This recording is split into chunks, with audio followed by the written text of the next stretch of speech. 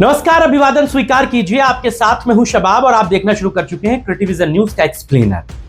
चुनाव की सरगर्मियां हो और राजनीतिक पार्टियों के एजेंडे और उनकी तैयारियों का जिक्र ना हो तो ऐसा उत्तर प्रदेश में संभव नहीं। यूपी की राजनीति में आज एक ऐसे इशू को बताने जा रहा हूं और एक ऐसी पार्टी का जिक्र करने जा रहा हूं जिस पर सबसे ज्यादा भरोसा किया, उसी वर्ग ने, उसी समाज ने उस पार्टी को गर्त में पहुंचाने का काम किया है। क्या है ये फॉर्मूला और कौन सी है ये पार्टी, यही एक्सप्लेनर में आज बताऊंगा। उत्तर प्रदेश की राजनीति में अगर सोशल इंजीनियरिंग का सबसे सफल प्रयोग किसी नेता ने किया है तो वो है बहुजन समाज पार्टी सुप्रीमो मायावती। जी हां, 2007 का विधानसभा चुनाव इसका सबसे बड़ा उदाहरण है, जब दलित, ब्राह्मण, मुसलमान और दूसरे वर्गों को साथ जोड़कर बसपा ने 206 सीटें जीतते हुए पूर्ण बहुमत की सरकार बनाई। हालांकि बहन जी इससे पहले 3 बार प्रदेश की मुख्यमंत्री बन चुकी थीं, लेकिन 2007 का यह चुनाव उनके लिए पूर्ण बहुमत की सरकार के नतीजे लेकर आया। इस चुनाव में मायावती ने जातीय संतुलन का ऐसा समीकरण बनाया था जिसने पूरे देश का ध्यान खींचा था। बसपा ने 139 टिकट, जी 139 टिकट ऊंची जातियों को दिए। इनमें से 86 ब्राह्मण थे, जबकि 61 टिकट मुसलमानों को भी दिए। यही नहीं, यह रणनीति सिर्फ कागज पर नहीं रही, बल्कि ब्राह्मण वोट का एक बड़ा हिस्सा बसपा के साथ आया, बसपा के साथ जुड़ा और यह दलित ब्राह्मण गठजोड़ सत्ता की सीढ़ी बन गया। राजनीतिक जानकारों ने कहा कि 2007 की जीत का श्रेय मायावती के इसी सोशल इंजीनियरिंग के मॉडल को दिया जाता है और इसी ने दलित वोट बैंक में ब्राह्मण समर्थन जोड़ दिया। लेकिन फिर सवाल यह होता है कि क्या ब्राह्मण मुसलमानों से ज्यादा मायावती पर भरोसा करते हैं? जी हां, जिस पार्टी का मैं जिक्र कर रहा था वो थी बसपा और जिस वर्ग का मैं जिक्र कर रहा था वो थे मुसलमान। सवाल यहां से शुरू होता है और इसके बाद की कहानी आपको इसी से जुड़ी हुई मिलेगी कि क्या उत्तर प्रदेश में ब्राह्मण मुसलमानों से ज्यादा मायावती पर भरोसा करते थे? तस्वीर जटिल जरूर है लेकिन साफ है। 2007 में बसपा ने साफ तौर पर दलित, ब्राह्मण, मुसलमान, ओबीसी गठजोड़ बनाया। यानी ये किसी एक समुदाय की जीत नहीं थी, बल्कि व्यापक सामाजिक गठबंधन की सफलता थी। हालांकि इसके बाद के सालों में पार्टी के जातीय गणित में मुसलमानों की भूमिका बढ़ती गई। गौर कीजिएगा, इसके बाद के चुनावों में बहुजन समाज पार्टी में जातीय गणित में मुसलमानों की हिस्सेदारी बढ़ती गई, फिर चाहे वो टिकट बंटवारे हों या फिर कुछ और टिकटों में उनकी हिस्सेदारी लगातार बढ़ती नजर आई।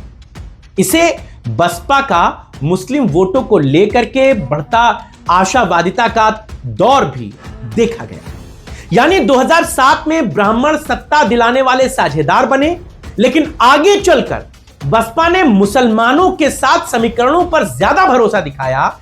ब्राह्मण उसके हाथ से छूटने लगे, पीछे रहने लगे और यहीं से राजनीतिक संतुलन बदलने लगा।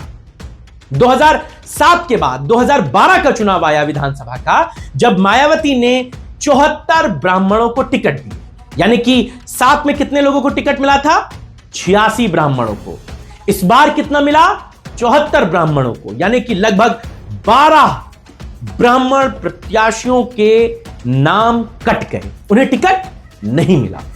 लेकिन अखिलेश यादव की लहर के सामने मायावती का यह सोशल इंजीनियरिंग का मॉडल 2012 में कमजोर पड़ गया। फिर इसके बाद चुनाव आया 2017 का और रणनीति यहां और बदल गई। बसपा ने ब्राह्मण उम्मीदवारों की संख्या और कम कर दी। पहले 2007 के चुनाव में 86, 2012 के चुनाव में 74 और अब 2017 का चुनाव आ चुका था। मायावती ने ब्राह्मण उम्मीदवारों को घटा कर ला दिया 34 पर, यानी कि 34 ब्राह्मण प्रत्याशी 2017 के विधानसभा चुनावों में थे और लगभग मुसलमानों की तादाद टिकटों में पहुंच गई 100 के आसपास। यानी कि पार्टी दलित मुसलमान समीकरण की ओर लौटने लगी और ब्राह्मण पीछे छूटने लगे। नतीजा क्या हुआ, परिणाम क्या हुए? बीजेपी की प्रचंड जीत हो गई।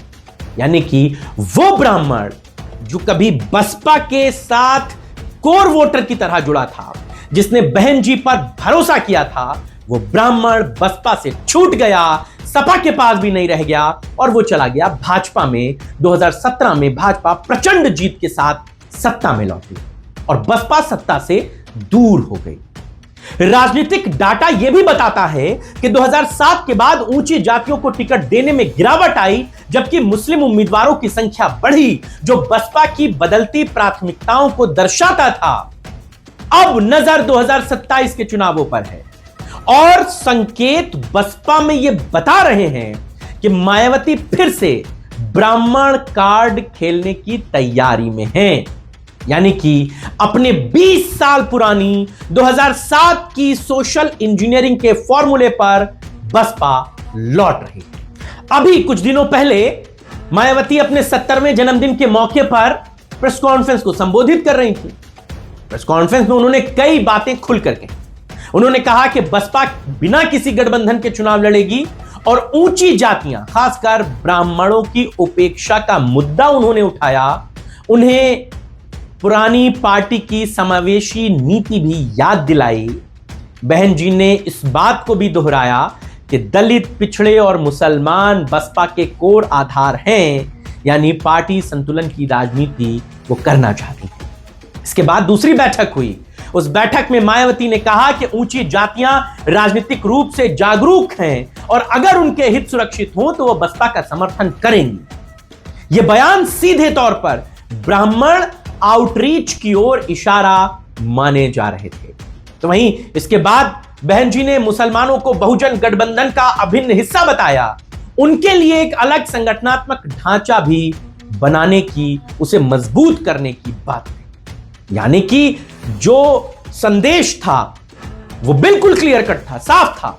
बसपा किसी भी एक वोट बैंक पर निर्भर नहीं रहना चाहती, बल्कि 2007 जैसा व्यापक सामाजिक गठबंधन फिर से वो बनाने की कोशिश कर रही है। राजनीतिक इतिहास भी यही बताता है कि जब जब ब्राह्मण बसपा के साथ मजबूती से जुड़ा, पार्टी बहुमत तक पहुंची, उसके हिस्से में सत्ता आई। जब जब ऊंची जातियों का झुकाव कम हुआ, रणनीति बदली, तो बसपा का जनाधार भी सिकुड़ता चला गया। इसीलिए अब राजनीतिक गलियारों में चर्चा तेज है कि 2027 में बसपा ब्राह्मणों और दूसरी अगली जातियों को पहले से ज्यादा टिकट दे सकती है। यानी पुराने विजयी फॉर्मूले को, विन विन सिचुएशन को दोबारा से जिंदा किया जा सकता है। तो क्या मायावती ये बात समझ चुकी हैं कि उत्तर प्रदेश में सिर्फ कोर वोट से सत्ता हासिल नहीं हो सकती, बल्कि सामाजिक संतुलन यानी कि सोशल इंजीनियरिंग ही असली चाबी है? 2007 में मायावती ने कर दिखाया था, दलित, ब्राह्मण, मुसलमान, पूर्ण बहुमत। और 2027 से पहले सबसे बड़ा सवाल यही है कि क्या ब्राह्मण फिर बसपा की ओर लौटेंगे? क्या मुसलमान और दलित आधार मजबूत बनेगा?